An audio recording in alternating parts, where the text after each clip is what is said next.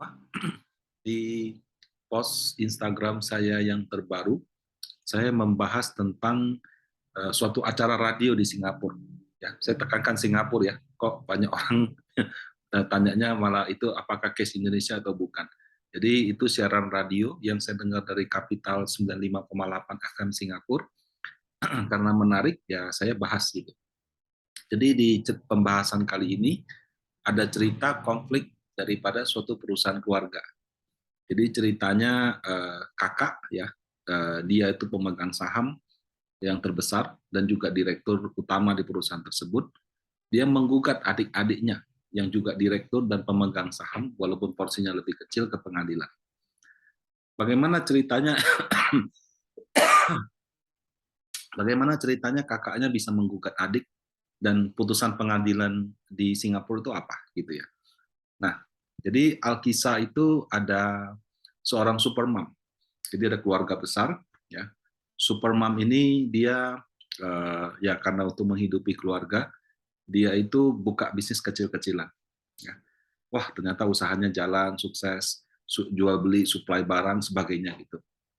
Nah, dalam menjalankan usahanya si ibu itu mengajak anak kedua sama anak ketiganya. Jadi mereka bertiga lah yang menjalankan perusahaan dari kecil. Lama-lama terus berkembang, asetnya semakin banyak. Nah, ibu itu tipikal orang Asia. Ya. Dia bilang, oke, ini usaha keluarga ya. Memang kalian berdua yang mengerjakan, tapi tolong adik-adik kamu diperhatikan. Gitu. Jadi jangan sampai usaha keluarga ini adik kamu nggak dapat apa-apa. Berkali-kali dia tekankan. Nah, kalau soal hukum, ya tidak ngerti. Namanya orang usaha kecil-kecilan kan. Nah, namanya usaha keluarga ya adik-adik kecilnya mungkin waktu kecil juga datang bantu atau apa, tapi tetap sih kakak kedua, kakak ketiga sama ibunya yang menjalankan. Nah, usahanya berkembang.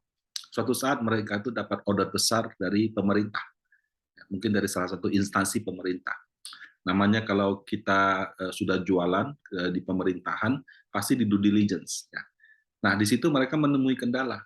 Ternyata walaupun secara spesifikasi mereka bisa memenuhi, tapi perusahaannya tidak berbentuk PT. Ya, di radio itu kurang jelas. Mungkin baru CV atau perusahaan atau mungkin perorangan pribadi seperti di Indonesia seperti itu.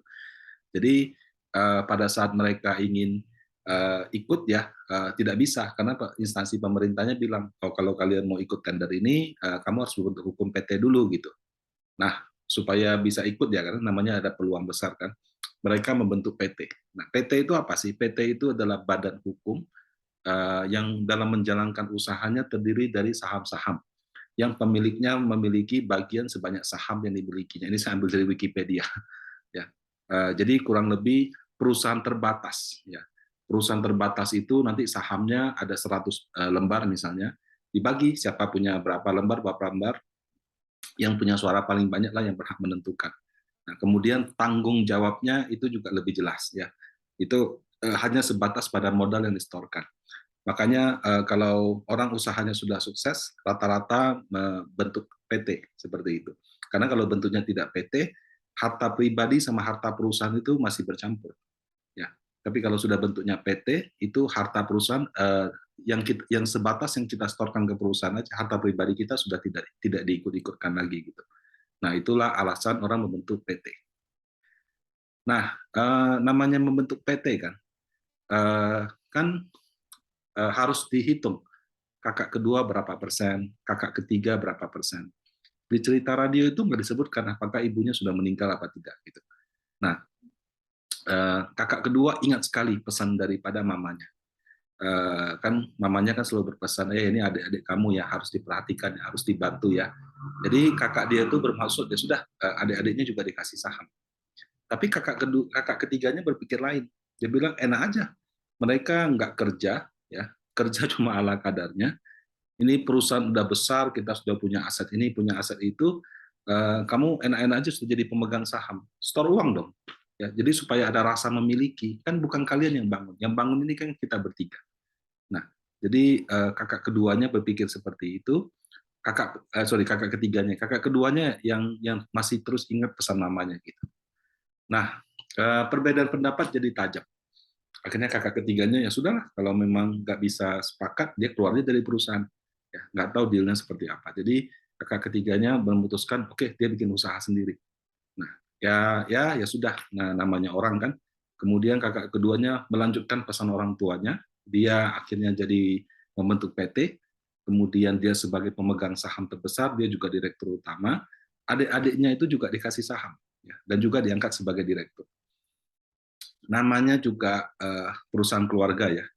Nah, kadang-kadang kakaknya pengen profesional gitu, tapi adiknya mungkin tidak gitu ya. Kenapa ya? Mungkin dia tidak bangun dari nol. Ya. Terus tahu-tahu sudah jadi posisi direktur. Kemudian yang namanya orang kan menikah punya suami, punya istri, suami istrinya punya suara lagi. Kadang-kadang itu tidak selalu positif, malah memperuncing perbedaan. Kakak pertama kamu enak aja dapat porsi paling besar. Kamu minta lagi dong, porsi kamu lebih banyak. Kamu kan kontribusinya positif, misalnya seperti itu. Belum lagi kalau mereka menikah punya anak, ya keluarga daripada orang tua suami atau istrinya ikut-ikutan lagi.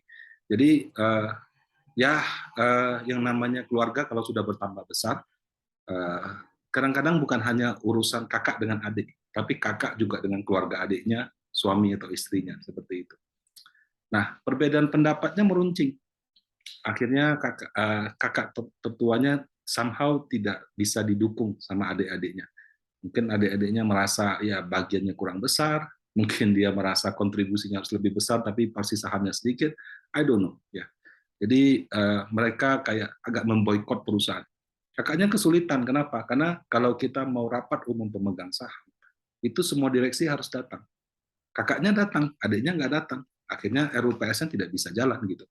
Nah, kredit juga sama. Kalau misalnya kita ada proyek besar, kita mau mengajukan kredit ke bank, itu juga semua direksi komisaris harus tanda tangan.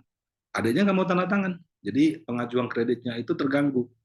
Mereka cari tenaga profesional masuk ke situ.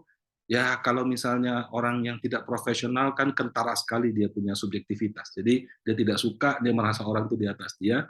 Yang lama-lama orang juga nggak tahan kerja di situ. Ya, jadi akhirnya operasional perusahaan terganggu. Mau rups nggak bisa, mau ngajuin kredit nggak bisa, mau keluarkan uang dari bank juga repot gitu ya. Karena mungkin di dalam aktanya kalau keluarkan uang di bank itu mesti ada tanda tangan dua direksi dan sebagainya. Ya kakaknya nggak tahan akhirnya. Dia gugat semua adik-adiknya di pengadilan. Nah, apa putusan pengadilan gitu ya? Kalau yang saya dengar dari radio itu, menurut saya sangat cukup fair. Ya.